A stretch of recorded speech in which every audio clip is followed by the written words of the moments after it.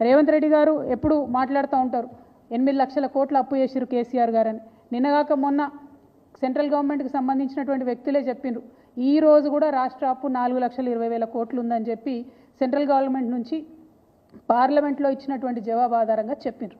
కానీ ఈ 16 నెలల్లో రేవంత్ రెడ్డి గారు తీసుకొచ్చినటువంటి అప్పు 1,80,000 కోట్లు దాటిపోయింది.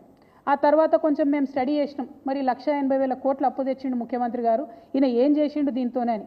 ఒక ప్రాజెక్టు కట్టలేదు, పూర్తిగా రైతు భరోసా ఇయ్యలేదు, పూర్తిగా రైతు బీమా ఇయ్యలేదు, పూర్తిగా రుణమాఫీ చేయలేదు, ఒక పెన్షన్ పెంచలేదు, తులం బంగారం ఇయ్యలేదు, మహాలక్ష్మి పథకం పెట్టలేదు, ఆడపిల్లలకు స్కీమ్ ఇయ్యలేదు, ఏమి ఇయ్యలేదు. కానీ తెచ్చిన 1,80,000 కోట్లు మాత్రం ఆరత కర్పూరం కరిగిపోయినట్టు కరిగిపోయినాయి.